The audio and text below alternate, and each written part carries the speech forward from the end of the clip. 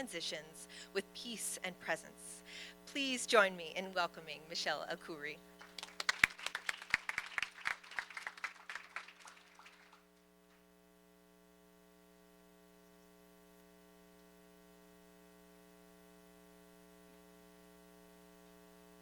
Thank you. So as you've heard, can you hear me? Yeah, okay. So as you've heard, for over 20 years, I climbed the corporate ladder in the pharmaceutical industry. I published in prestigious medical journals.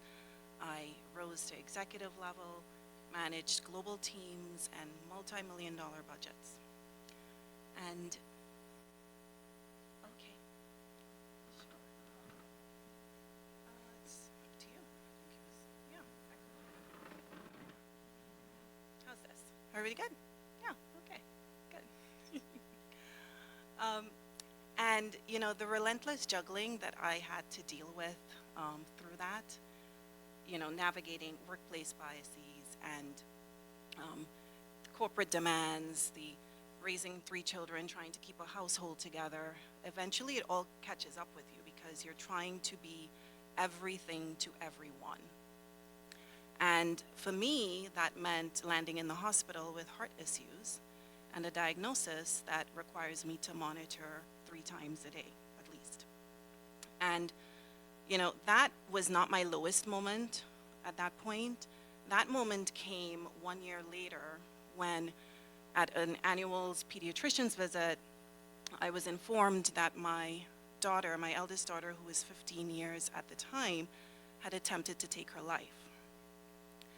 And despite all the successes, one would think that I was, you know, I think when you go through life, you're climbing a ladder and you think that you have these so-called definitions of what you think success is.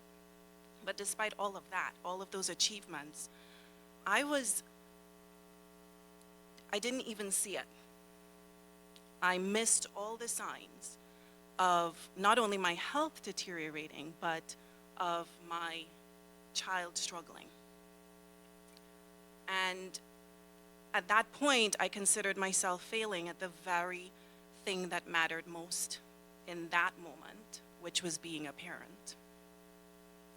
And I should have known better because I had a traumatic birth with her. And sorry, I'm gonna take this out because this is gonna, yeah, okay.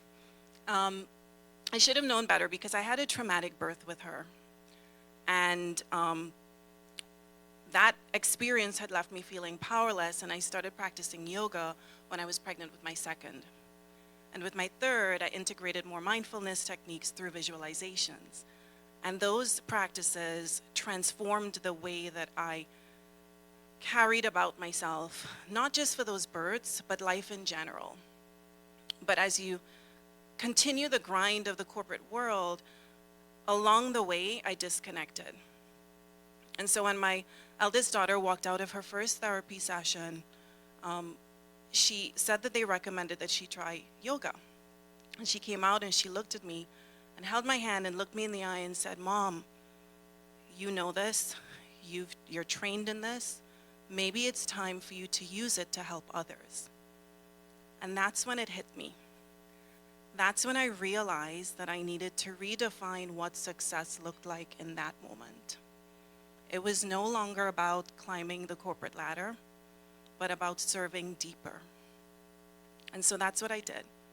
5 years ago, I left that executive role, that 6-figure salary, lovely bonus, all the travel, all the things that, the glamour that comes with it, to birth my business. But I didn't abandon my career. I just moved it into alignment with my purpose.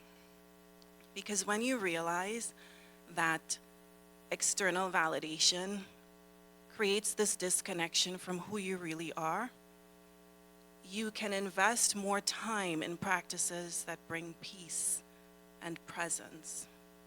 Because your presence is the practice. And that presence is what helps me to support the hundreds of families that I have supported in the last 5 years, organizations, communities. And I'm still successful. and I still achieve, I still lead.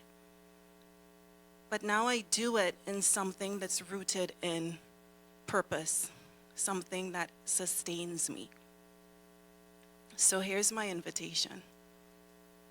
Instead of chasing metrics that don't measure what truly matters, remind yourself your evolution is the highest form of success. There's a quote by Rory that says, "You don't find your purpose by asking, what should I do? You find it by asking, who should I serve?" So who will you choose to serve as you redefine success in a way that honors both your impact and your authentic self? Like the phoenix. Thank you.